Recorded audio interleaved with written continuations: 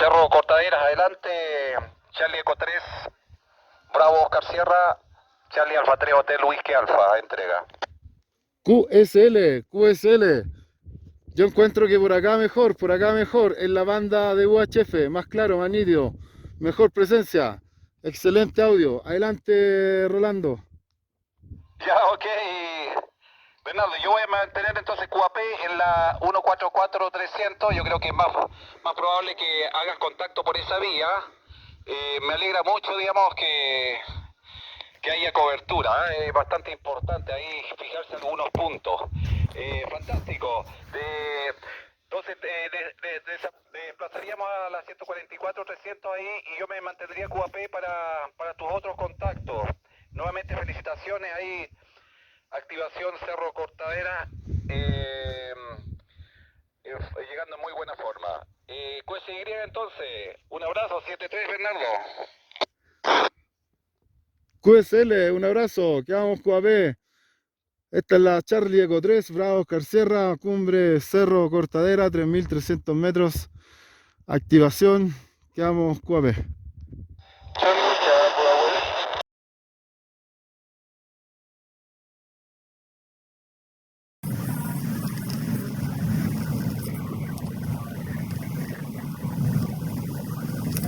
Kilo Charlie 5, Yankee Sierra Mike, you're 5-9 into Southern California, over.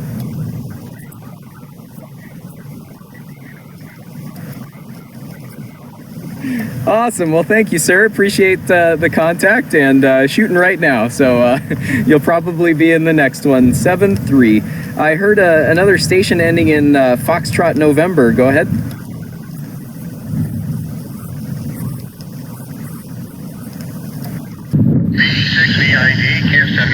You're in and out, over.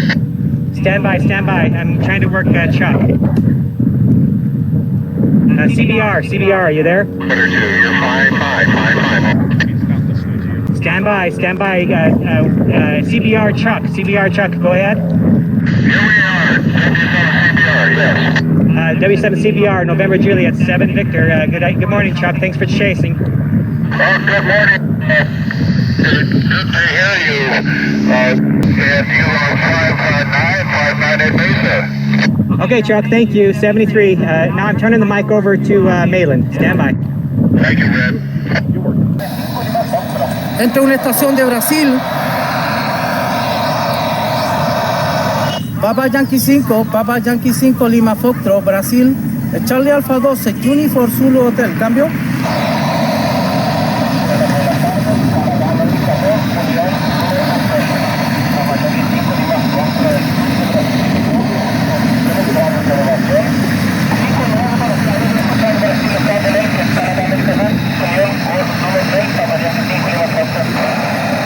Hola Luciano, buenas tardes, gusto de escucharte. 5-9 en la entrada del satélite. Estoy con antena Yagi confeccionada con cinta métrica y el boquitoque es una pieza de museo de la línea Kenwood con 2,5 vatios subiendo al satélite. Luciano, cambio. Alex es mi nombre, Luciano. Alex, cambio.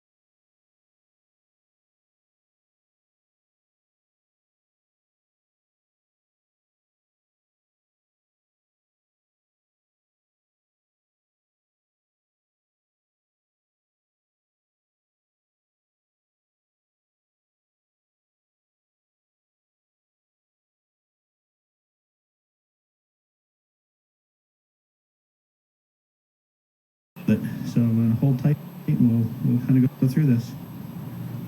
All right, so we'll start with what's in the Pelican case here. In this Pelican case is pretty much a complete ham station minus the, well, actually not even minus the antenna would be in here too. So in this case, is everything I need to power this station and to run the station. I have a 28 watt solar panel from Biono Power. It's a foldable unit. Unfolds to 4 panels, I mean. And then on the back side of the case here, has a little pouch where I can put accessories, whatever I need to put in there. So this keeps the battery charged. And the battery that I use is a Biono Power 12 volt, 12 amp. I actually emailed them and I said, look, your website specifically states that this is capable of 20 amp sustained power. And they said that the controller that they put into this battery does do 20 amps. I've used it on 100 watts and it's worked perfectly fine. So I've had no trouble with it whatsoever. To get the power from the solar panel to the battery, I actually ordered this with the solar panel. It's just a solar controller designed specifically for lithium iron phosphate batteries, and it works great. Works like a charm. It does have a USB port, and then it has the input from the panel and the output to the battery, which goes right into the jack on the battery for charging. I carry a small SWR antenna analyzer with an adapter, so I can hook it up to the regular PL259 connector, and adapts it to the BNC on the analyzer, just for cases where I'm using a specific antenna that I have to tune. I carry a small solar charger portable battery pack that has several USB connectors on it, and this is great for powering things like it'll charge a cell phone if you need to charge a cell phone. It'll charge this antenna analyzer, and I mean it's come in useful several times for me. I also keep the charger that came with this battery, the AC charger that came with this battery in this case as well. For the I also keep a little Gerber multi-tool. I've had this thing for, I don't know, forever. It's a lifesaver. It's got everything from screwdrivers to a little saw, can opener, good set of pliers. Works well. I bought this probably in the mid-90s. As far as the transceiver itself goes, I have the Elecraft KX2 in the case. I do have the side, I think it's called the Sidekick in the cover. I have the Elecraft MH3 microphone. If I'm using just this transceiver running QRP, I will usually run the LNR Precision Trail Friendly 10-20-40. This antenna, I can't recommend it highly enough. It is a fantastic antenna. It works wonderful. I also keep an assortment of connectors, adapters. I got some headphones in here. I do have the Elecraft CW key. And up here I've got the feed line for this antenna. This is a counterpoise for the Elecraft AX1, I think is the number of that antenna. And it works pretty good on 20 meters, 15 and 17, I believe. Made contacts on 20, and I can't say it's pretty decent little antenna. It's definitely a compromise, but it does an okay job. Now, on days when QRP is just not going to cut it, and there are those times, and I'm sure you guys are all familiar, I also keep the KXPA 100 amplifier in here. It's heavier than it looks. KXPA 100 amplifier, and then all the cables to connect it to the rig. So that is my 100 watt HF station, and it works like a charm. Next I'll move on to the antennas that I normally carry with it. Okay, as far as the antennas go, there's a few different ones that I'll use depending on the situation. My go-to when I'm running 100 watts is the Wolf River coil taken along antenna, which consists of the coil itself, which will tune 80 through 6 meters, and then this got the legs for the base. The base itself I keep in this little pouch here, so it's got the base, which these thread into. There's 3 of them. The coil, and then the mast, and then there's 3 33-foot counterpoise wires, which I just dropped on the floor. That gives you a pretty good vertical antenna. 100 watts made. I made a lot of contacts. I think I could probably say hundreds at this point. I carry 3 different vertical masts to put on top of the coil, different lengths depending on what I want to do. Sometimes it's I prefer to run a longer mast and use less coil. Just in my mind, I keep thinking that would be a little less lost, but a little less compromised. But it's a wonderful antenna. Can't say enough about Wolf River coils with this thing.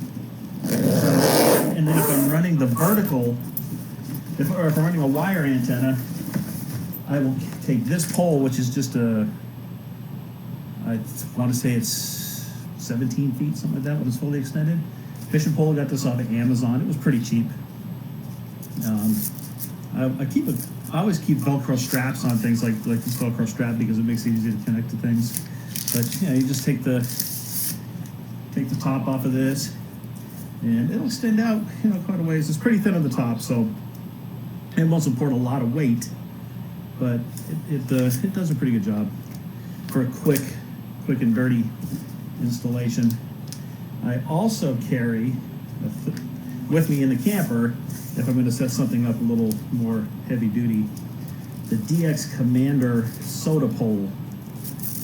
He sells this. He's based out of England, and I was on his YouTube channel, and this is a 30-foot, 10-meter soda pole, fiberglass pole, but this thing is pretty solid. The top sections of this are definitely a little on the thin side, and I won't usually deploy the first section because it is so thin. I hope I'm in the camera frame. Sorry, I'm filming a camera that I don't have a front view LCD. But this thing works wonderful for deploying wire antennas, vertical antennas, you name it. And it works great for that. So I'm really happy with this pole, and the price was right. It was so, for the quality, for the price, you get a really good quality pole. And then in the backpack, again, I don't have to use all this together, but when I do, I keep a laptop. This is just a Microsoft Surface laptop.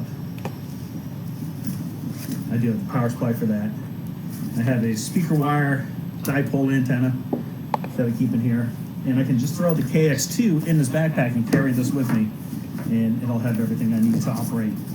Keep an assortment of connectors in the side pocket here, and then I'll put a drink or something in the other side pocket, and then in here I also carry the signal link with the cables for the KX2, so I can work digital modes on the computer through the KX2.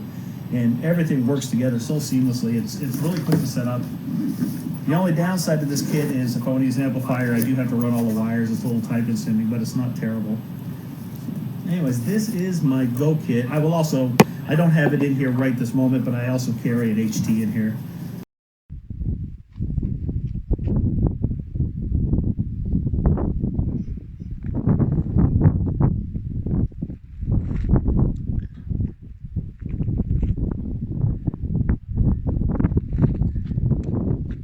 Atento, Santiago.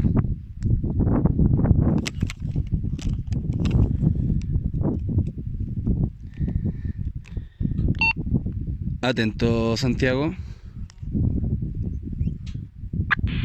Atento, se lo escucha muy bien. Santiago, ¿podrías indicarme tu ubicación en este momento? ¿Cambió?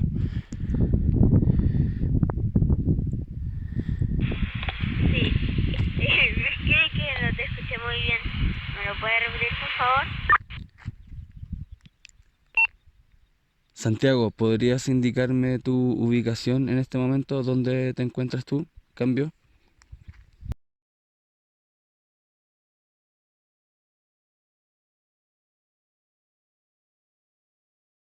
Sin ningún requerimiento. Atento control.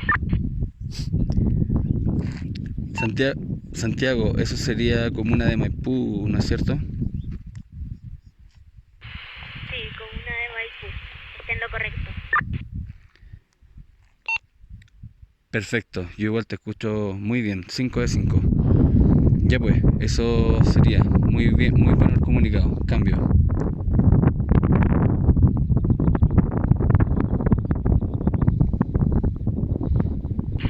Escuché muy mal, parece. Te escuché muy mal, parece que hay mucho viento sobre. ¿Me lo puedes repetir, por favor? Te comentaba que te escucho 5 de 5. Muy bien. Así que me parece que hubo éxito en el comunicado. Eso sería. Cambio y fuera. Yo también te escucho 5 de 5. Háblame cualquier cosa. Eso, cambio y fuera. Ok, muchas gracias. Cambio y fuera. Desde La Parva, equipo portátil Motorola Pro 5150. Hasta Maipú.